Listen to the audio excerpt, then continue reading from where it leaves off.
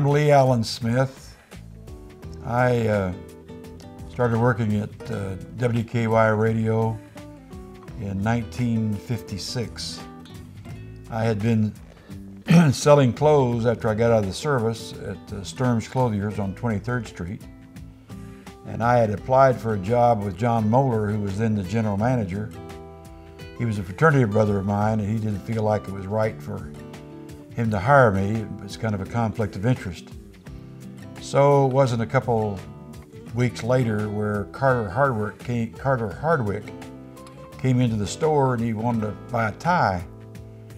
And I ended up selling him about 3 ties and 2 suits and a pair of shoes and several pairs of socks and on and on and on. He went back to John Moeller, as I understand it, and says, I found a guy to hire as a salesman for us. And he told him who it was. And because it came around in that way, John was okay with it, and he hired me, and I went to work. And it wasn't, I think about a year later, that Carter left to go to the Gaylord station in Alabama, Montgomery, Alabama. So it was very shortly after that I was fortunate enough to become sales manager for WKY Radio. And then maybe a year later or thereabouts, so maybe off a little bit, John Moeller went to Philadelphia and then on to New York as the manager of WHN in New York, a very successful, well-known, top-notch station. And so it wasn't long after that I became station manager for radio, or assistant manager in charge of radio and television. Norm Bagwell was the head man at the time, and I stayed at WKY Radio for 22 years. So it was about 78 that after Norm Bagwell's death, I went to Channel 4, which changed to KTVY, and I stayed there until 1987 when the station was sold to a group out of Florida. And they sold shortly after that, I think a couple of years after that. I went to work with Ackerman Green Ad Agency. But my days at WKY were wonderful days, both radio and television.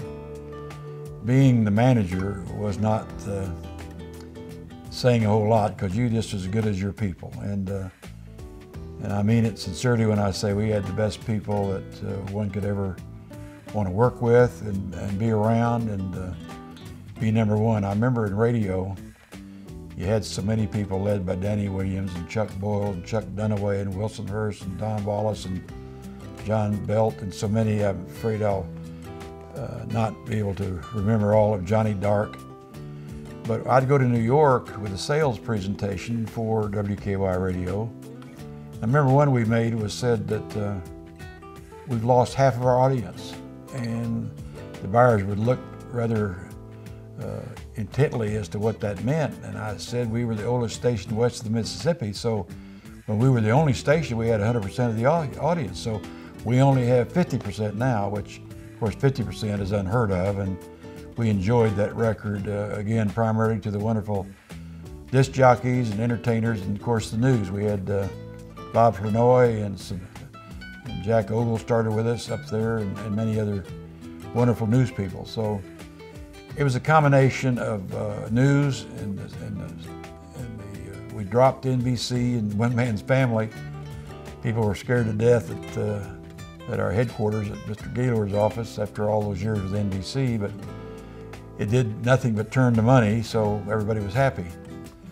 But I remember that Russell Pearson and the farm department, even with a rock station at the time, played a key role for us. So we had the best of all worlds with our news and our farm and our weather, which we were able to have our own weather people, and we used the TV guys too, those that know WKY's history know that we had some phenomenal talent in the radio and TV news and weather, and many of them went to NBC and went on up to the big house, as you might call it. But I'm not only impressed with our news department and its people, and Ernie Schultz and George Tomic and so many other ones that were there, But what was so wonderful about our station, it was the unity and the joy that everybody seemed to have with each other, as far as not just those areas, but in the county department, in the traffic department, sales department. Everybody was important. There were people like Billie Jean Valbrak and the lovely, wonderful lady, slips me right now, is in accounting, but we were very, very fortunate. And I think we take things for granted oftentimes and not appreciate those things that were really special. I wasn't special because I was manager. It was done because we had these people that made the station what it was. The most important element of our success was having owners like the Gaylord family. I don't remember Ed Gaylord coming to the station at one time, and that's when we moved into our new building that the radio station built there just next door to the TV station by the lake. But when you needed something for equipment, the most important equipment we had to get in the budget, which got approved most every time, or all the time as I recall, was for TV news and all the sophisticated equipment that kept upgrading itself. We always got what we needed to operate, to do our job. It wasn't just that. If we needed paint on the wall, or if we needed something on the front of the building, or if the curb was getting in chunks and off, we always were able to take care of our family of employees by having them work at a place that was kept neat, clean, and up to date. And it's something that I don't know how it is today, but I just know that people appreciate it, I believe, but I think today they probably appreciate it more than they did at the time, because it's something that was just elementary for the station to respond to, or the owners to respond to. They also encouraged us to be active in the community, and that was a pleasure to do so. We did so in many, many ways, not only just with Danny Williams, with his vision and all the promotions that he and Foreman Scotty were able to do in local shows like Danny's Day, and then Danny used to interview elderly people. I'd probably be on his show today, but if he were doing it. But we were unique in having lots of different type programs with Mary Hart.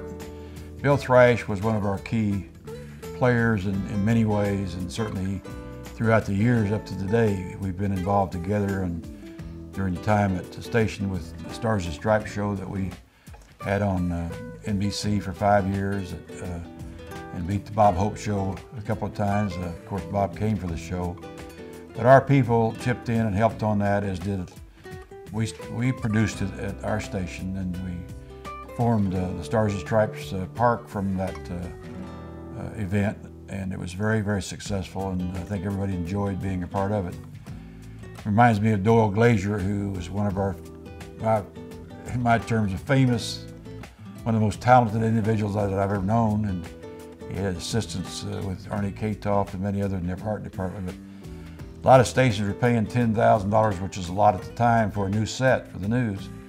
But Doyle Glazier would get to work and build our sets, and they were the most beautiful and functioned so well that the news department loved Doyle also. But he produced and he built all of our sets for the Stars and Stripes shows during those years. But it was a Maxine Boatwright, by the way, is the one I forgot, that was in accounting, who was a wonderful lady, did a cooking show, or cookbook show, I believe it was, for Danny's Day. And some of the names that come to my mind, of course, is one that I didn't mention in the first lineup of the disc jockeys, but Ronnie Kay was one of the top ones for sure. Mrs. Kay's baby boy, they called him, but he was really good. He had a show called Hello, Oklahoma.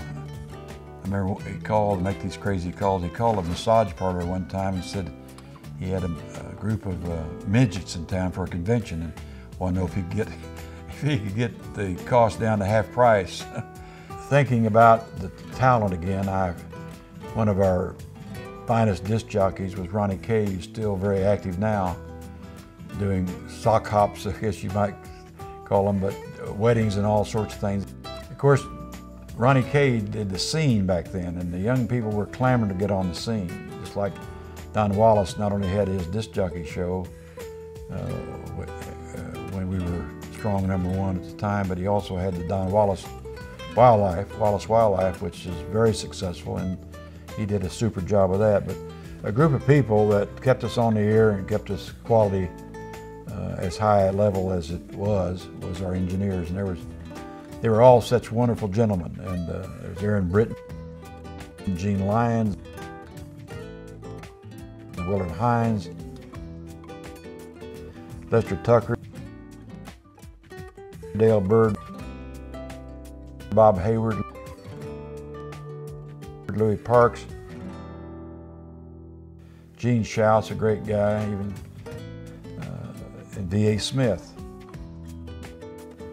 But they were just wonderful people, and they helped us keep us on the air, even particularly when we did national shows that became national through Mathis Brothers. Was the Buck Owens show that brought in Roy Clark and every famous and well-known country singers there were.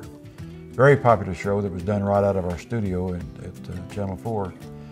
Doyle Glazier, we talked about all of his sets, but when you see our kitchen sets, whatever you saw with a special backdrop for special visitors, Doyle Glazier's was there to make sure that we had just what we needed to put that program on in a successful manner that it was done. There are a lot of people that you sit and start thinking about that were great early on, that went on to NBC, as I mentioned. Ross Porter was our sports director, and he was just a great talent. He did the LA Dodgers for many years, and did the Las Vegas basketball team also at UNLV. But you mentioned Ross Porter, you got to think of one of my dearest friends, Bob Berry, who we lost here recently, and I had the honor, it wasn't a pleasure, but it was an honor to do the eulogy at his funeral. And it was sad, but it was great memories to be there and see some of the greats that are still at Channel 4, like Linda Cavanaugh. But you think back on Dick John, who was a news director for a while and went on to bigger things, and Virgil Dominic went to NBC in Cleveland, I believe it was. That Bob Thomas, Ernie Schultz, the news director during the time when I left radio and came back to be the manager of the television station. He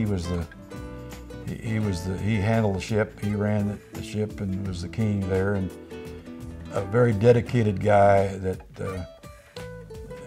made sure that his news department was taken care of, which I said earlier wasn't that difficult to do from the Gaylord family. I know Ernie used to be, before I came along, would go to see Norm and scare him to death about the ratings going down if we didn't get the equipment that he needed.